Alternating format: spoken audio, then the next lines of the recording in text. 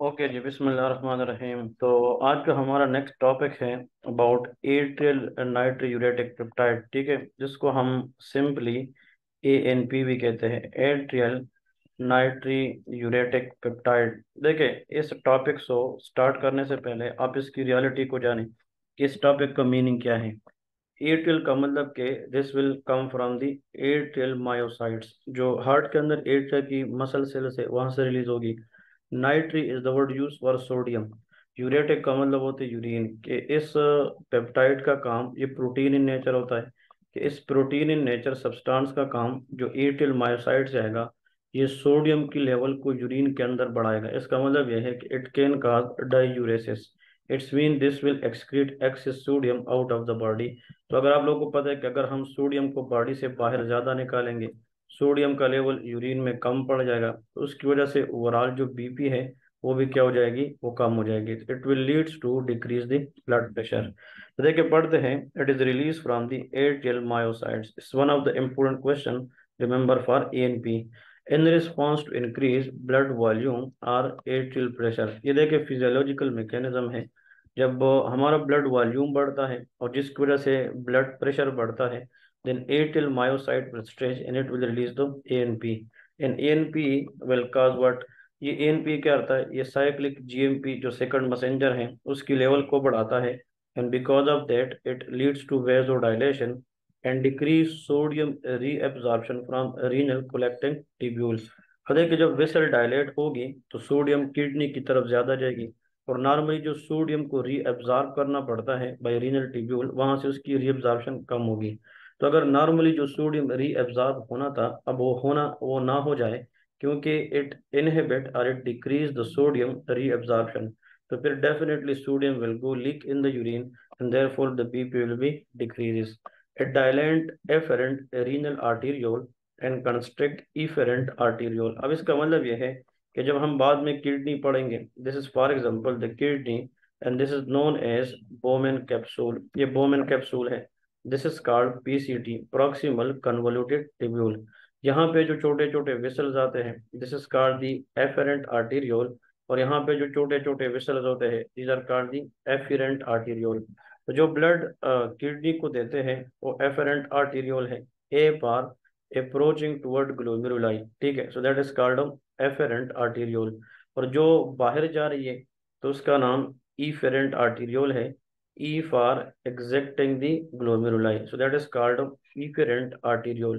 अब देखिए, ENP का काम ये है, ये efferent arteriole को डायलेट करेगी, तो यहाँ पे ब्लड की जो सप्लाई है वो किडनी को ज्यादा आएगी, और ये इस एरिया को क्या करेगी, कंस्ट्रिक्ट करेगी, ताकि ब्लड यहाँ पे ज्यादा आए लेकिन यहाँ से ना निकले। इस वजह से इट इंक्रीज GFR। जितने GFR ज्यादा होगा इतना सोडियम फिल्ट्रेशन ज्यादा होगी, और अगर वो सोडियम रीअब्जॉर्ब ना हो जाए तो वो किधर जाएगी, वो यूरिन में जाएगी, डायूरेसिस होगी, जिसकी वजह से ओवरऑल जो ब्लड वॉल्यूम है वो कम होगी, प्रेशर कम होगी। तो it always promote diuresis. Diuresis mean increase urination, but it contributing to aldosterone escape mechanism. इसका मतलब यह है कि एल्डोस्टेरोन का काम क्या है, retention of sodium in water, लेकिन ये सोडियम वाटर जो है वो नहीं होने देगी, तो इनडायरेक्टली एल्डोस्टेरोन एस्केप मैकेनिज्म हो गया। ठीक है, तो सिंपली आप लोगों ने याद रख रखा है, अगर किसी का ब्लड वॉल्यूम बढ़े, if BP is raises, then which of the following physiological substance release from atrial myocyte to decrease the sodium reabsorption and increase sodium delivery in the urine to decrease blood pressure, that is called ANP, atrial natriuretic peptide. अब इसी तरह एक और होता है, उसका नाम है बी टाइप नाइट्रोयूरेटिक पेप्टाइड। अब बी टाइप का मतलब होता है ये वेंट्रिकुलर मायोसाइट से आता है। अब दोनों में फर्क ये है कि अगर सिंपल ANP आ जाए, एट्रियल नाइट्रोयूरेटिक पेप्टाइड, तो वो एट्रियल मायोसाइट से आएगा, और अगर बी टाइप नाइट्रोयूरेटिक पेप्टाइड आ जाए तो ये वेंट्रिकुलर मायोसाइट से आता है। और ये भी तब रिलीज होगा जब वेंट्रिकल की मायोसाइट्स पे प्रेशर बढ़ेगी, टेंशन बढ़ेगी। और इसका सिमिलर एक्शन है, physiological action to ANP, atrial natriuretic peptide.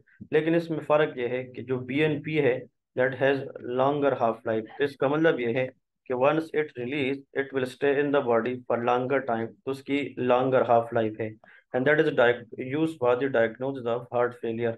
लेकिन ये टेस्ट हम इनिशियल यूज नहीं करते, क्योंकि इसकी नेगेटिव प्रोडक्टिव वैल्यू है। इसका मतलब ये है, जस्ट आप लोग इतना याद रखें, हार्ट फेलियर क्या है? If the heart is not pumping enough blood which fulfil the demand of the body, that is called heart failure. अब हार्ट फेलियर अगर किसी पेशेंट में हाइपरटेंशन की वजह से या मायोकार्डियल इन्फार्क्शन हो जाए, initially we should order like troponin I, troponin T and CKMV, जिसको हम कार्डिक मार्कर्स कहते हैं। लेकिन अगर हमें उनके साथ हार्ट फेलियर के लिए कोई और टेस्ट लगना चाहे तो वो हमारे पास क्या है? BNP, brain type natriuretic peptide, but not always important and not the first line test in the heart failure. तो ऐसे दो सब्सटेंसेस जो हाई ब्लड प्रेशर में फिजियोलॉजिकली वेंट्रिकल की मायोसाइट और एट्रियल की मायोसाइट से आते हैं, जो प्रोमोट करती है diuresis by increasing sodium excretion from the body and decrease sodium reabsorption. One is ANP, atrial natriuretic peptide, and BNP, that is B type brain natriuretic peptide, that is come from A for atrial mean atrial myocyte, और जो BNP है it come from ventricular myocytes। ठीक है, so these things are very important and hope it make sense। अब इसके बाद जो most important एक टॉपिक है, that is known as baroreceptors and chemoreceptors. अब इसको डिस्कस करेंगे कि बेरोरिसेप्टर कीमोरिसेप्टर क्या चीज है। देखिए, बेरो का मतलब होता है pressure, baro is always mean pressure. Chemo का मतलब होता है chemical composition of the blood, like pH changes, partial pressure of oxygen changes, carbon dioxide changes. So those are the chemical changes of the blood. अब यहाँ पे आप लोगों ने याद रखना है कि अगर ब्लड के अंदर चेंजेस आती है, देखिए इस टॉपिक को यहाँ से पढ़ने से पहले कुछ चीजें आप लोग सुने, that will help you a lot to remember it very very easily. अब रिमेम्बर कि अगर फॉर एग्जांपल ऐसे रिसेप्टर जो ब्लड प्रेशर चेंजेस को मेजर करें, that is called baro receptor. तो baro receptors are those receptor which measure the changes of pressure in the blood. और chemo receptor वो है जो ब्लड के अंदर केमिकल कंपोजिशन को सेंस करें, उसको कीमो रिसेप्टर कहते हैं। अब इसमें दो पाथवे है, एक एफेरेंट पाथवे है और एक इफेरेंट पाथवे है। अगर हम यहाँ पे हार्ट से कोई भी चीज, heart is peripheral, brain is central, like medulla oblongata and spinal cord, they are the part of CNS, central nervous system.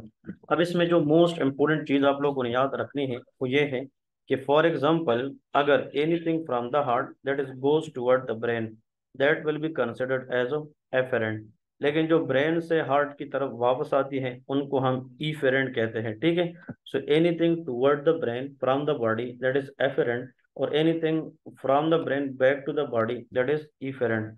होता यह है कि फॉर एग्जांपल अगर हम इयोटा की तरफ जाएं, देखिए पहले आप लोग इसको याद रखें कि इयोटा के तीन पार्ट होते हैं। Arch of aorta is one of the most important to control the blood pressure because it contain some receptor. तो इस आर्च ऑफ इयोटा के अंदर एक डायलेटेड एरिया होता है जिसको अयोटिक साइनस कहते हैं। अब उस अयोटिक साइनस के अंदर एक रिसेप्टर वो है जो chemical composition of the blood को सेंस करती है, उसका नाम अयोटिक कीमो रिसेप्टर है। और एक रिसेप्टर वो है जो प्रेशर चेंजेस को मेजर करती है, उसका नाम अयोटिक बेरो रिसेप्टर है।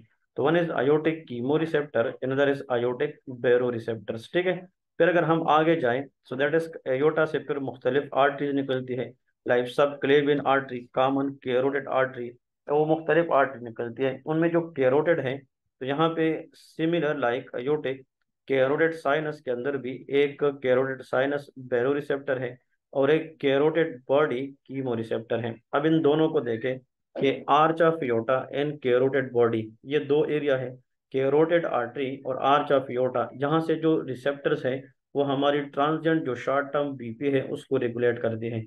जिस तरह अयोटिक आर्च के अंदर कीमो रिसेप्टर्स भी है, बेरो रिसेप्टर भी है, एग्जैक्टली लाइक दैट कैरोटिड के अंदर भी बेरो रिसेप्टर और कीमो रिसेप्टर है।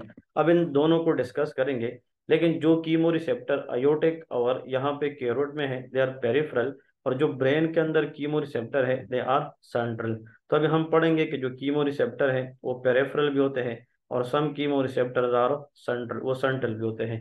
अब सवाल यह है जो MCQs के अंदर आता है कि जो अयोटिक आर्च है उसके अंदर जो रिसेप्टर है, चाहे वो कीमो है या बेरो है, उसमें अगर कोई प्रेशर चेंजेस आ जाए या chemical composition of the blood में इशू आ जाए, तो उसकी जो इंफॉर्मेशन ऊपर लेके जाने वाली नर्व है, that is called vagus nerve. This is the very very important question everyone should remember for the exam.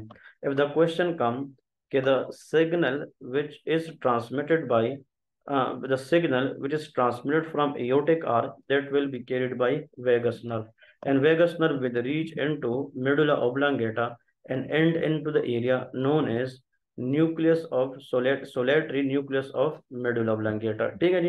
अब यहाँ पे अगर यहाँ पे प्रेशर चेंजेस या कोई केमिकल कंपोजिशन चेंजेस आ जाए, स्पेशली इन कैरोटिड, तो कैरोटिड से जो इम्पल्स ऊपर लेके जाने वाली नर्व है that is called glossopharyngeal nerve. तो glossopharyngeal is a 9th cranial nerve, vagus is a 10th cranial nerve, very very important. तो exam question, which nerve is responsible to take signal regarding blood pressure changing from aorta, that is vagus, and which nerve responsible to take signal from carotid sinus regarding blood pressure changes, that is called of ग्लासोफेरेंजियल। वो हमारे पास क्या है, ग्लासोफेरेंजियल। अब पढ़ते हैं तो that will be very very easy to understand. Receptors हमारे पास कहाँ कहाँ पे है, एक किस्म के रिसेप्टर एयोटिक आर्च में है, दूसरे कैरोटिड साइनस में है, वो ऑलरेडी हम डिस्कस कर चुके हैं। जो एयोटिक आर्च के अंदर रिसेप्टर है उसकी जो सिग्नल है that is transfer via the vagus nerve, और वो कहाँ पे जाएगी, solitary nucleus of the medulla which respond to changes in the BP. और दूसरी जो है वो कैरोटिड साइनस है। What is sinus, a dilated region that is known as sinus. अब जो कॉमन कैरोटिड आर्टरी है ये दो में डिवाइड होती है, that is called external carotid and internal carotid. ठीक है जी। अब सवाल ये है, जहाँ पे कॉमन कैरोटिड दो में डिवाइड होती है उस एरिया को हम बाइफोर्केशन साइट कहते हैं। और एग्जाम क्वेश्चन ये भी याद रखें एनाटॉमी के अंदर कि जो कॉमन कैरोटिड आर्टरी है वो किस लेवल पे बाइफोर्केट होती है, that is cervical 4, that is called C4, the bifurcate is C4। ठीक है। तो यहाँ पे कैरोटिड साइनस क्या है, it is a dilated portion या dilated region superior to the bifurcation of carotid artery. अब कहते हैं कि जो कैरोटिड आर्टरी है जहाँ पे उसने दो में डिवाइड होती है, external and internal carotid artery में, तो उसकी जो बाइफोर्केशन साइट है उससे थोड़ा सा ऊपर कैरोटिड आर्टरी के अंदर एक डायलेटेड एरिया होता है जिसको हम कैरोटिड साइनस कहते हैं, और उसमें एक बैरो रिसेप्टर है, एक कीमो रिसेप्टर, और वहां से जो इम्पल्स है वो ग्लासोफेरेंजियल नर्व आगे लेके जाएगी और वो भी रिस्पॉन्स शो करेगी चेंजेस इन बीपी। अब मैं थोड़ा सा इसको थोड़ा सा डिस्कस करूँ तो फिर ये थ्योरी हमारे लिए सुपर इजी होगी। वो डिस्कशन ये है, please everyone should note it, कि यहाँ पे याद रखें कि जो फॉर एग्जांपल अगर यहाँ पे बीपी ज्यादा है और बैरो रिसेप्टर सेंस करे कि प्रेशर ज्यादा है, तो मतलब अगर वो आयोटा है तो फिर वेगस नर्व की तरह जाएगी। अगर वो कैरोट के अंदर प्रेशर ज्यादा सेंस करे तो ग्लासोफेरेंजियल।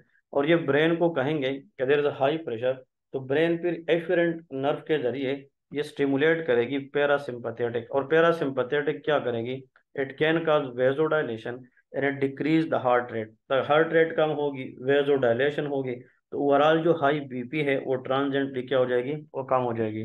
तो whenever BP is high, to decrease that BP the efferent responsible is parasympathetic.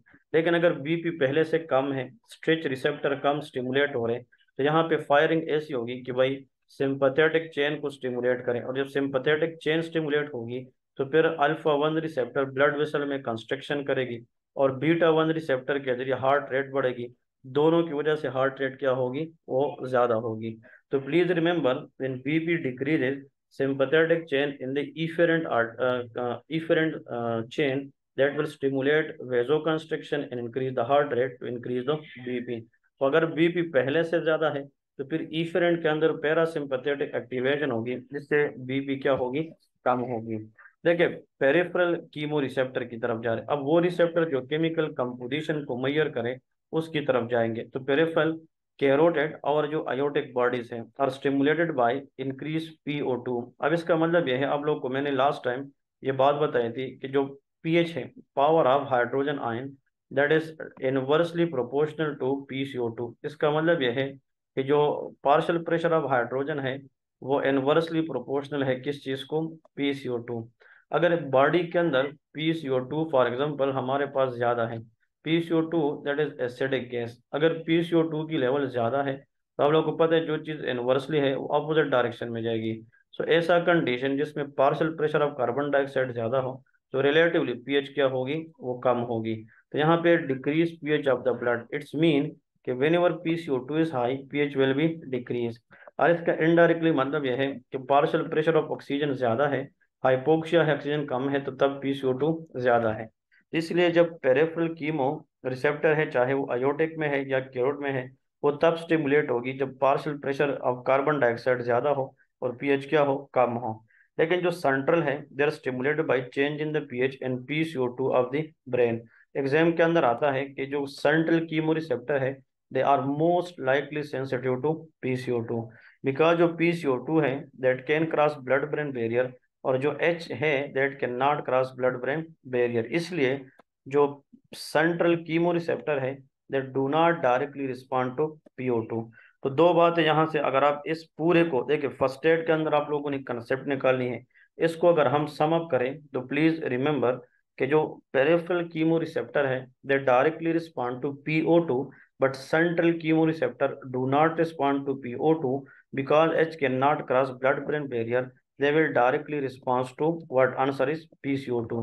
तो peripheral chemoreceptor changes in the pH plus PO2, central chemoreceptor changes in the pH blood plus PCO2। ये चीज है। और central chemoreceptor become less responsive if there is chronically increased PCO2। इसका मतलब यह है कि शॉर्ट टर्म तक PCO2 बढ़ने से सेंट्रल chemoreceptor फायर मोर, लेकिन अगर ये ज्यादा लॉन्ग रन में PCO2 ज्यादा है तो फिर ये ज्यादातर फायरिंग नहीं करती because of less responsibility like COPD। तो कहने का मतलब इस सब में ये है कि जब बॉडी के अंदर पीएच चेंजेस आएगी, PCO2 कम होगी, PCO2 ज्यादा होगी, तो सेंट्रल कीमो रिसेप्टर ज्यादा एक्टिवेट होती है। और अगर फॉर एग्जांपल PO2 कम होगा तो फिर पेरिफेरल कीमो रिसेप्टर फायर करेगी।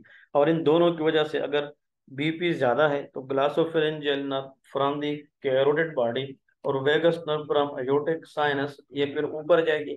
BP ज्यादा है तो इफेरेंट के जरिए पैरासिम्पथेटिक डिक्रीज BP, और अगर BP कम है तो सिंपथेटिक के जरिए that will be increase BP। इसके बाद आते हैं बेरो रिसेप्टर। ये तो बिल्कुल आसान है, this is the pressure measuring receptor. अगर BP कम है, हाइपोटेंशन, तो आर्टियल प्रेशर डेफिनेटली कम, स्ट्रेच कम होगी, तो decrease afferent baro receptor firing, क्योंकि बैरो रिसेप्टर जो अयोटिक एरिया में है और कैरोट एरिया में है वो सेंस करेगी कि प्रेशर कम है तो उसकी फायरिंग कम होगी। तो फायरिंग कम होने की वजह से, क्योंकि BP कम है, तो रिलेटिवली जो सिंपथेटिक फायरिंग है वो ज्यादा होगी।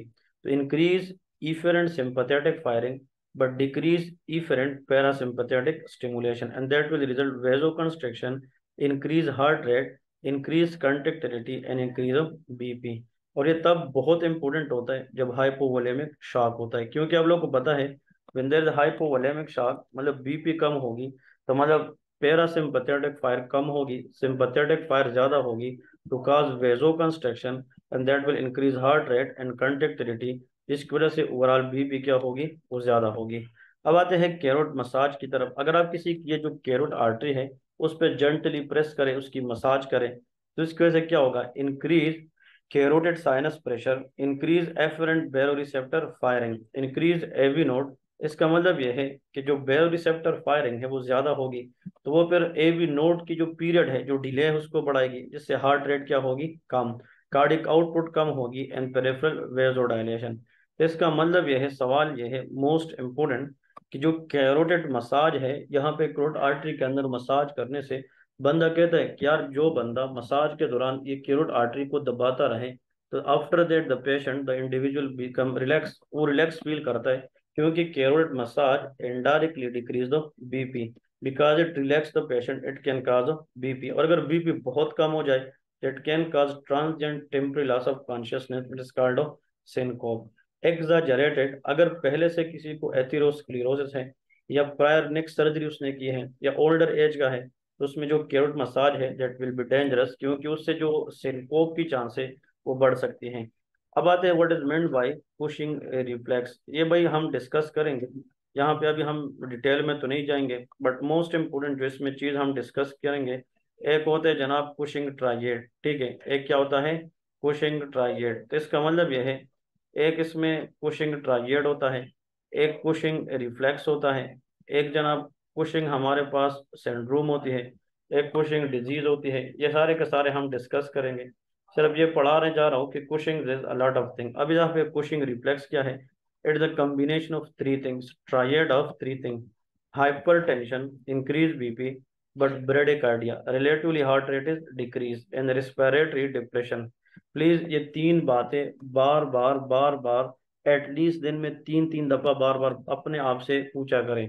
Patient with history of hypertension, bradycardia and respiratory depression, that is called Cushing reflex. ये जब हम कुशिंग ट्राइजेड वगैरह या आगे कुशिंग सिंड्रोम पढ़ेंगे तो उसमें मैं ये रिफ्लेक्स फिर बताऊंगा।